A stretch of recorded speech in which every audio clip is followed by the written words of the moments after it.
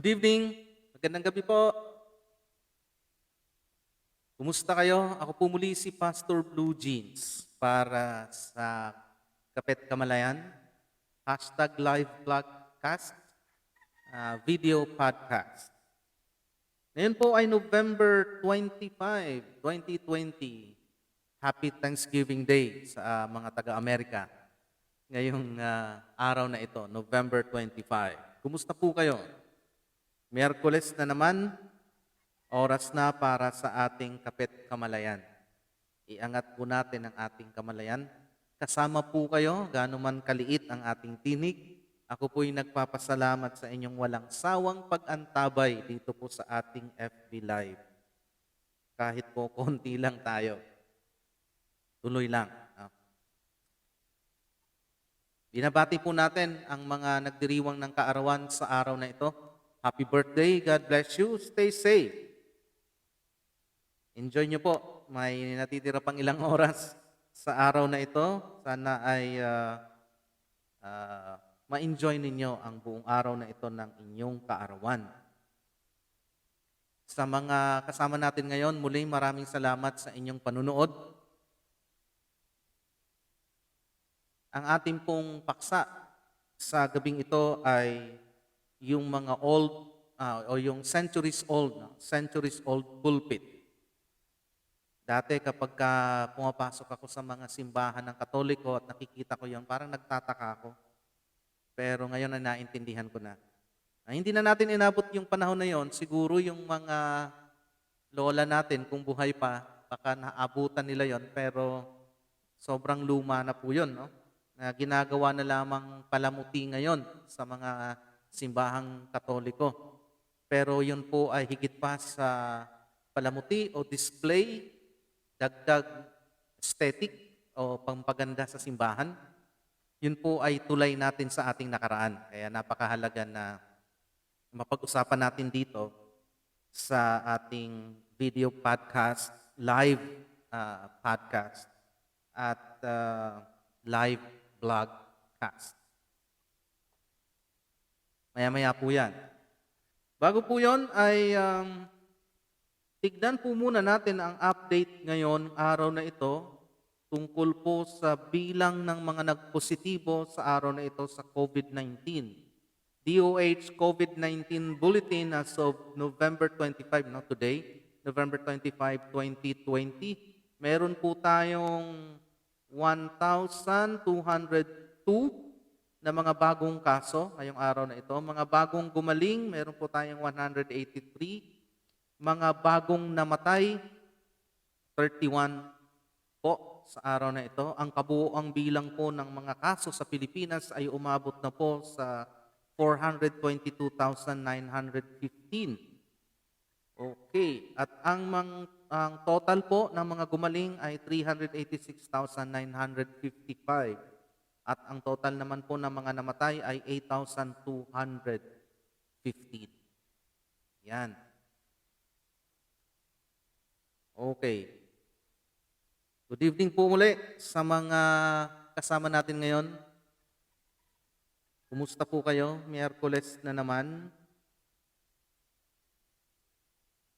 Sige, pag-usapan muna natin yung message of the day kanina o ngayong araw na ito. Pinapublish ko po ito tuwing umaga bilang pagsunod sa sinasabi ng Panginoon na tayo ay nabubuhay hindi lamang sa tinapay.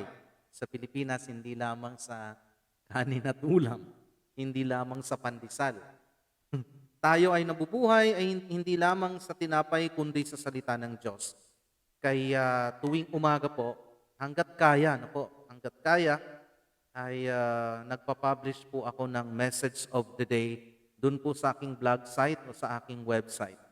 Ang ating pong message of the day ngayon, araw na ito, ay hango sa Colossians chapter 2, verses 6 to 7. Ang sabi po dyan sa wikang Ingles, "As you therefore have received Christ Jesus the Lord, so walk in Him, rooted and built up in Him and established in the faith, as you have been taught, abounding in it with thanksgiving." Tama. Nabanggit ang Thanksgiving. Thanksgiving Day ngayon sa mga kababayan natin dyan sa US. Happy Thanksgiving po sa inyo at siyempre sa lahat ng Amerikano ngayon na nag-o-observe ng Thanksgiving Day. Happy Thanksgiving Day sa inyo. Ito po ay sulat ni Pablo sa mga taga-Colosas. Pinapaalalahanan niya po ang mga mananampalataya doon na sa kanilang pagtanggap kay Kristo, noong una pa man, ay simula ng kanilang Christian life na yon. So, kailangan tuloy-tuloy yung paglago sa kanilang relasyon kay Kristo sa pamamagitan ng pagkakakilala nila kay Kristo. At doon sa paglago na yon, kailangan ay yung term na ginamit ko rito ay to hold it fast. Talagang panghawakan nila yung pagkakakilala nila kay Kristo, hawakan nila. May ano tayo niyan, di ba? Mayroon tayong kasabihan ba yon sa Pilipino na kapit tuko. No? Kasi yung tuko daw talagang kahit patay na, mahirap mong tanggalin sa pagkakahawak. So hawakan nating maigi yung ating pananampalataya at pagkakakilala natin kay Kristo upang wag tayong ma-persuade na mag-swerve. Yung swerving ba sa sasakyan? Yung, ano mong tawag doon? Nalilihis, no? Kasi ang sasakyan pag nag-swerve, andito yung linya mo, nagsuswerve kang ganun. Either may iniwasan ka o lumipat ka sa kabilang lane, which is bawal, or baka mag-overtake ka kaya nagsuswerve ka ng konti. Pero ang swerving dito na tinatawag ay yung huwag tayong malihis ng landas. Yan. Kaya dapat panghawakan natin yung ating pananampalataya kay Kristo. Kasi noon, sa panahon nila, maraming mga nagtuturo ng ibang ebanghelyo, no? Mga maling katuruan. Ngayon naman, maraming mga dahilan para mag-swerve tayo. Marami. Problema, paglipat ng relihiyon, mga kaabalahan sa buhay, nakakalimutan na nating magbasa ng salita ng Diyos, busy sa trabaho, o anumang mga bagay na yan. Kaya dapat ay panghawakan talaga natin. Lalo na ngayon, napakalupit ng 2020. Sunod-sunod ang bagyo. At sana naman ay huli na yung mga bagyo na yon ngayong taon at makahinga-hinga naman tayo hanggang sa susunod na taon at sa mga susunod pang mga taon. So kapag ka mga ganitong maraming suliranin, maraming kalamidad, may pandemya pa tayo, mas lalo tayong humawak sa ating pananampalataya at pagkakakilala kay Kristo. Yun pong salitang walk sa Biblia, ang ibig sabihin niyan ay way of life or manner of life. Kaya dito, ang pagkakagamit dito sa salitang walk o lumakad, paglakad, or manner of life, way of life, ay dapat yung atin pong karakter. Kailangang may love. We should love and act based on our knowledge of Jesus Christ. So yung ating pamamaraan ng buhay, yung pamamaraan natin, kung paano natin isinasabuhay ang ating sarili, ang ating buhay, ay naaayon po sa ating pananampalataya at pagkakilala natin kay Kristo para wag tayong malihis ng landas. At may metaphor dito na ginamit. Built up in Him and established in the faith, so you have been taught abounding in it with thanksgiving. Rooted pala. So walk in Him, rooted and built up in Him. So, ang metaphor dito ay parang yung halaman o yung punong kahoy na, excuse me po, yung punong kahoy na nakabaon talaga sa, malalim yung pagkakatanim sa lupa na talagang hindi mo basta-basta mabubunot. So yun po ang halimbawa na talagang yung foundation natin, yung pundasyon natin ay matatag dahil ang pundasyon natin mismo ay si Kristo, no? Kaya hindi tayo talaga basta-basta matitinag kapag siya ang ating pundasyon. And we are to express overflowing thanks to God that we have been made acquainted with truths so precious and glorious. If there is anything for which we ought to be thankful, it is for the knowledge of the great truths respecting our Lord and Savior. Let us maintain an intimate, spiritual, and living union with Christ, our Savior. So yan po. Ang titulo po ng message of the day kanina ay An Intimate, Living, and Spiritual Union with Christ. Okay. So yan po ang ating message of the day kanina. Manatili po tayong nakakapit sa ating pananampalataya kay Jesus at palaguin pa natin ang ating spiritual na buhay, patatagin natin na parang isang punong kahoy na nakatanim ng maigi. Ang pundasyon natin ay kay Kristo upang maka-develop tayo ng isang intimate or very close, no? Close na close tayo kay Lord. At yung ating spiritual na buhay ay magtuloy-tuloy. Okay. Punta na tayo dun sa centuries-old pulpit. Yan. Meron kasi akong mga napuntahan na mga simbahang Katoliko na nakitaan ko nito. Centuries-old pulpit. Okay. So, buksan muna natin yung vlog na yon, Centuries-old pulpit, para makita natin yung mga pictures. Ipa-flash ko din naman po dito sa screen yung mga pictures na yon. Alam ko na aware kayo doon, pero maganda rin na mapag-usapan natin ngayon para mapaalalahanan tayo sa kahalagahan ng mga pulpitong ito na nakikita natin. O baka mayroon po kayong alam na mga simbahan na mayroon ito, pwede nyo pong i-comment, no? Sana po ay makapag-participate kayo. Comment down, no? Yung inyong mga reaction, o baka may mga pictures kayo dyan, kung sakali, may pictures kayo dyan, para mas lumawak, no? Dumami yung collection natin ng mga centuries-old pulpits. Okay, ang pulpit po ay isang elevated, no, sa Western churches, sa kanluran. Ang mga pulpito po ay elevated and enclosed platform from which the sermon is delivered. So, medyo mataas na platform, parang mataas na nasa ibabaw ng stage, na medyo mataas ang lugar, para pag nag-preach yung pare o yung ministro, ay dinig ng lahat ng kongregasyon ng mga tao, at syempre kita niya lahat.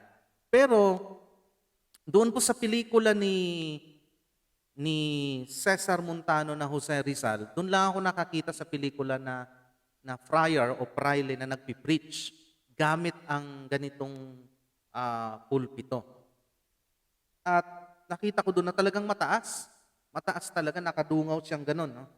Sa mga tao. Mataas talaga siya. So, may ilan po ako mga napuntahang mga simbahang Katoliko na mayroong ganito nakita ko na nasa loob mismo ng simbahan. Una po ay yung simbahan po sa Pakil. Laguna. Pakil Church sa Laguna po ito. Nakadisplay po ito dun sa St. Peter of Alcantara Church sa Pakil, Laguna. Ang simbahan pong ito ay itinayo noong 1676, nung panahon na ang Pakil ay hiwalay pa po sa Paete, Laguna. And then, naging bato yung simbahan na ito noong 1732 at nakumpleto ang construction sa noong 1767. Yun po yung nakalagay doon sa marker ng simbahan. So pwede nating masabi na yung old style pulpit na nakadisplay dito sa Pakil Church sa Laguna, sa Pakil, Laguna ay nasa 200, 200 taon na, more or less. So yan po ang lumang pulpito na makikita natin sa Pakil Church, Catholic Church sa Laguna. Ngayon, may nakita rin po ako na isa rin pong old style pulpit. Ito naman po ay sa Maragondon Church sa Cavite. Noong pumasyal po kami ng aking mga estudyante sa ecology, ay yung mga social work ng mga estudyante dyan. Dumaan kami sa Catholic Church sa Maragondon. Doon po ako nakakita ng hindi lang old style o centuries old pulpit ang nakita ko ron, kundi yung mga nakaukit sa pintuan ng kanilang church na parang mga galleon trade, mga barko na ginagamit noon sa galleon trade. So, maganda siya. Okay, so ito pong pulpito na ito, centuries old pulpit or old style pulpit, ay makikita natin sa Maragondon Church, Cavite. Ang Maragondon Church po ay na-construct noong 1714, ayon din po sa marker na makikita niyo sa simbahan nila. So pwede nating masabi na yung nakadisplay doon na old style pulpit ay nasa more or less, humigit kumulang 300 taon na po. Matagal-tagal na rin. Isa pang pulpito na nakita ko po ay sa San Agustin Church sa Intramuros, sa World City. Alam nyo, talagang nakakamiss ng mamasyal sa Intramuros ngayon. Kapag pwede na pong mamasyal at bukas na po itong mga lugar na ito, pati yung mga museum, pasyalan nyo po. Napakaganda. Ang World City po ay ang Old Manila. Yan po ang Maynila noon. Diyan nyo makikita ang Palacio del Gobernador na Commission of Election na ngayon. Nandyan ang Ayuntamiento de Manila o yung City Hall noon. Nandyan ang Fort Santiago at marami pang iba. At yung Manila Cathedral na napakagandang puntahan, napaka-peaceful. Hindi ko alam. Hindi naman ako Katoliko pero pag ako nasa loob ng Manila Cathedral, parang napaka-peaceful. Napakasarap manalangin. Okay. Kaya yung iba nagtataka sa akin, hindi naman ako Katoliko pero lagi ako nasa simbahan ng mga Katoliko. Marami ka kasing matututunan. Marami akong natututunan sa mga Katoliko. So ito pong old style pulpit na ito ay nasa loob ng San Agustin Church sa Intramuros, Manila. May hagdanan pa. So talagang alam mo na, halata mo na, yung isa may hagdanan din yung sa Maragondon, mayroon din. So ibig sabihin talagang mataas siya na lugar, Parang nakabitin to na kung saan nagpipreach ang pare. Yung adobe stone church sa San Agustin Church ay itinayo noong 1586 at nakumpleto noong 1607. Makikita natin yan sa artesdelasfilipinas.com. Therefore, we can say that the pulpit is more than 400 years old. So ito pong pulpito na ito ay mahigit 400 taon na. Wow! Medyo matagal-tagal na rin po talaga. Ayan po, napakaganda niya. Tapos bumagay pa siya dun sa bumagay pa siya sa ah, sa itong picture na to. Ayan, parang bumagay siya dun sa kulay. Hindi lang po ako talaga marunong. Hindi ako photographer. Kaya talaga, basta ma-capture ko lang yung object, yung subject ko okay na sa akin. Okay, isa pa po. Ito naman ay old pulpit sa San Sebastian Church sa Recto, Manila. Okay? Sa Recto naman po ito. San Sebastian Church naman. Ito talaga napakaganda na parang yung pagkakakuha ko rito parang umano siya yung sumakto siya dun sa murals ng bintana. At napansin ko rin pala parang may bubong din siya itong itong sa sa San Sebastian Church ay parang may payong, no? Parang may siya, may bubong. At parang mayroon pang statwa ba yon, figurine sa taas sa Sebastian Church. Napakaganda. Hindi ko lang alam, wala akong napagtanungan kung ito ba ay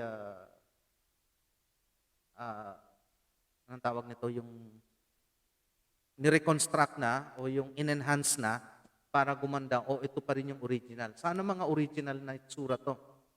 Okay, kasi sa tanda na baka yung pinaka-original ay nasira na, so yung tawag diyan, na-restore yon, na-restore. Pero sana original yan kasi napakaganda. Isipin mo, diyan nakatayo ang pari o yung friar, yung praile habang nagpi-preach. Okay? Sa Old Testament po, sa Biblia ay mayroon din hong pulpito na nabanggit. Hindi lang sa mga simbahan, no, sa kapanahunan natin ngayon. Kasi ngayon kahit yung pare, hindi na talaga, yung iba parang rostrum na lang ang ginagamit.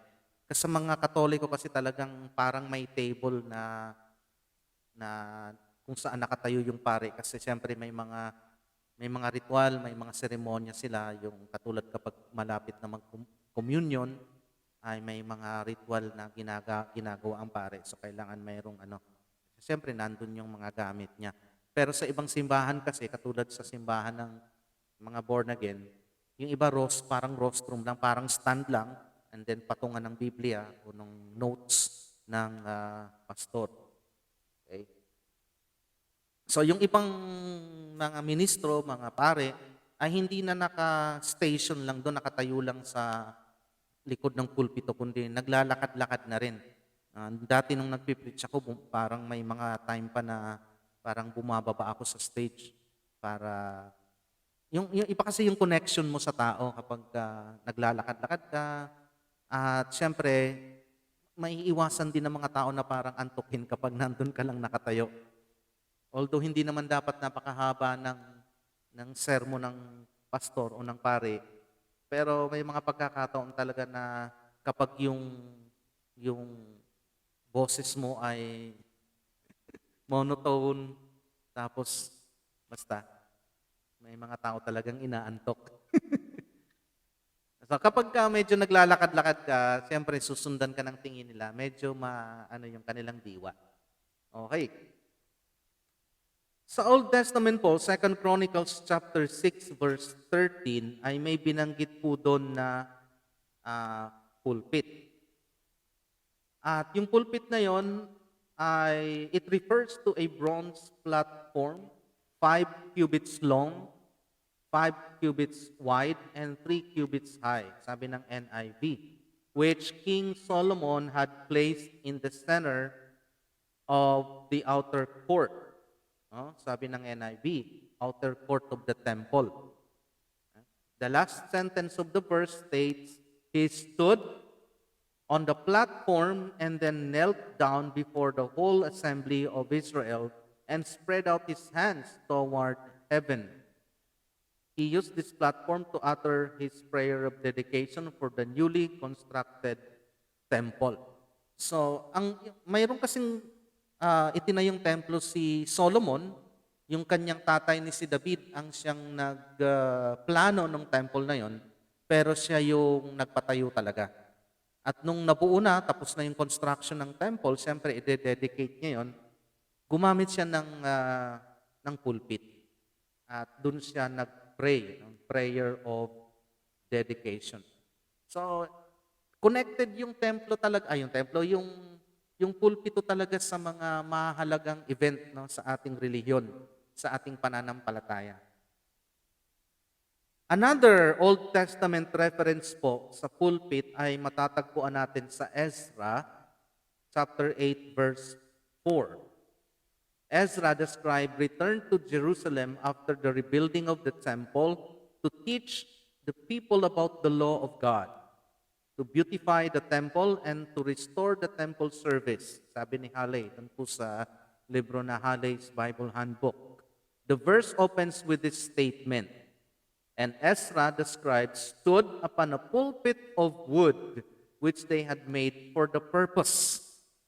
So gumawa sila ng templo, ng pulpito para lang gamitin ni Ezra makatapos nilang ma-rebuild yung temple. Again, bigyan ko kayo ng background. Gumawa ng templo si Solomon, no? And then sa kasaysayan nila, sinakop sila ng ibang bansa, sinunog ang Jerusalem ng mga Babylonians, pati templo na sunog, at dinala sila sa ibang lugar, no? Kung ano yung sumakop sa kanila, sinakop sila ng Babylon, dinala sila sa sentro ng Babylonia. So, nawala sila dun sa kanilang sariling bayan, naging desolate yung bayan nila. At nung bumalik na sila, na-restore sila, yung panahon ng restoration, siyempre i-restore din yung kanilang all aspect of life. So, nagpasimula ulit sila. Ni-rebuild yung wall.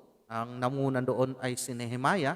Ni-rebuild niya yung wall. Kasi noon ang mga bansa ay may mga bakod para sa security. Para hindi basta-basta pasok ng mga kalaban. Nung matapos nilang ma-rebuild yung wall, yun ay nagpapakita na sila ay isang bansa na ulit, sila ay isang sovereign country na ulit, so na-restore ang political life, na-restore ang economic life, community life. Siyempre dapat ma-restore din yung religious life nila. So ipinatayo ulit yung temple. Ang tawag natin dyan ay post-exilic temple, no? O yung second temple na tinatawag, kasi yung unang temple ay si Solomon ang nagpagawa. Ngayon, nung natapos na itong second temple na ito, si Ezra ay pumunta, okay, para sa temple, para sa prayer ulit, no? At pinagawan siya ng mga tao ng pulpit made of wood, no? Para siguro ipag-pray ulit, i-dedicate ulit yung temple at magturo. Si Ezra po kasi ay teacher of the law, no? Siya ay nagtuturo. At marami nagsasabi na baka isa si Ezra sa mga sumulat ng Old Testament books, ilan sa mga Old Testament books. Hindi naman sigurado, pero may mga opinion na ganun. Sa New Testament, wala tayong nakitang literal na binanggit na pulpit sa New Testament. Pero si Jesus ay gumagamit ng mga matataas na lugar. Mayroon pang isang instance na gumamit siya ng bangka. Kasi parang papalapit na sa kanya ng papalapit yung mga tao, nawawalan siya ng space para magturo. So sumakay siya sa isang bangka. At madalas na sa isang elevated na lugar siya, lalo na yung Sermon on the Mount, no? Mataas talaga. At sana makapunta tayo sa Israel. Kasi yung mga nakakapunta doon, sa kanilang mga patotoo, sa kanilang mga kwento, sa social media, at nung dati may mga kakilala din ako na nakakapunta, kapag nandun ka raw sa Sermon on the Mount na yon, sa Mount of Olives na yon, at nandun ka sa bandang taas, parang pag nagsalita ka, parang inihahatid ng hangin yung iyong boses sa tenga ng mga tao. Hindi natin alam kung dahil si Kristo yon, dahil siyempre Diyos siya, siguro dahil sa kapangyarihan niya, o baka naman dahil sa lugar talaga. Mataas ang lugar, kaya kapag nagsalita ka, parang yung reach ng boses mo ay napakaganda. So kahit walang literal na templo, tsaka siyempre may ano pa rin sila, may templo pa rin sila. So siguro kaya hindi nababanggit dahil usual ng bagay na nandun yung pulpit sa mga templo. Okay, so kaya kahit walang literal na templo, we can infer na mayroon pa rin literal na templo, literal na pulpit. We can infer na nandun pa rin yung presence ng pulpito sa New Testament. Kung saan nandun yung templo, siyempre nandun din yung pulpit. Today, the pulpit is still widely used in almost all religions. The design may vary, but the essence is still the same. So tatandaan po natin na ang pulpito po ay connected sa mahalagang mga bagay sa ating relihiyon. Diyan po, kasama yan sa pagpapahayag ng salita ng Diyos, panalangin, so kung saan may pulpito, kung saan nandoon ang salita ng Diyos, pinipreach, laging may pulpito. At isa pang kahalagahan ng pulpitong ito, lalong-lalo na yung mga nakita natin kanina na centuries-old pulpits, ay tulay po natin ito sa ating nakaraan. Sa pamamagitan nito, sana wag masira at yung mga susunod pang salinlahi natin ay makita pa rin yan. Kasi tulay po natin yan sa ating kasaysayan. Napakayamang kasaysayan natin. Yan ang magsisilbing tulay. Kapag nakita natin yan, maaalala natin ang ating nakaraan, ang ating kasaysayan, yung pagdating ng mga Kastila na inintroduce tayo sa Christianity at iba pang mga mahalagang bahagi ng ating kasaysayan. Okay, muli maraming salamat po sa mga nakasama ko ngayon, sa mga nanatili hanggang huli sa gabing ito. Marami pong salamat sa inyo, pagpalain po kayo ng Diyos. Sana po ay nakatulong itong maikli nating FB Live para maalala natin ang ating nakaraan sa ating reliyon at ang kahalagahan ng pulpito. Ano man pong itsura ng ating pulpito, mahalaga po yan dahil kasama natin yan habang tayo ay nakikinig o nagpapahayag o nananalangin. Nagpapahayag ng salita ng Diyos, nakikinig ng salita ng Diyos, o nananalangin po. At syempre, yan po ay tulay natin sa ating nakaraan. I'll see you again next Wednesday for our next edition of Kapit Kamalayan #live vlogcast at video podcast. Okay? Susubukan po natin yan sa mga susunod na mga araw, sa susunod na mga buwan. Susubukan natin yung video podcast para mas engaging. May nabasa ako na mas engaging kapag video podcast daw yung ginagamit. So pag-aaralan natin yan. Hindi po ako marunong talaga. Wala akong training sa video editing, kaya pasensya na kayo. Ang mahalaga ay na i-convey pa rin natin yung nais nating i-convey sa ating audience. Lahat po ng na-share ko ngayon, yung message of the day at yung centuries old pulpit ay nasa kapeatkamalayan.com. Ayan, kapeatkamalayan.com. Bisitahin nyo po yan para mabasa nyo araw-araw ang mga message of the day at iba pang mga vlogs na nilalagay ko po dyan at pakihit po yung follow. Yan. Sa may bandang kanan yata, gilid po, may nakalagay doon, follow. Pakihit po yun para araw-araw ay papadalahan kayo ng mga updated na o yung mga bagong post o publish na mga vlogs. At paki-follow na rin po ang Facebook page po, Kapit Kamalayan at Pastor Blue Jeans Unplugged. Magandang gabi po sa inyo. Maraming salamat. Pagpalain po kayo ng Panginoon. God bless you. Thank you very much. Ako po muli si Pastor Blue Jeans para sa Kapit Kamalayan. Sama-sama po nating iangat ang ating kamalayan. Thank you very much po. Thank you very much po. At magandang gabi sa inyo lahat.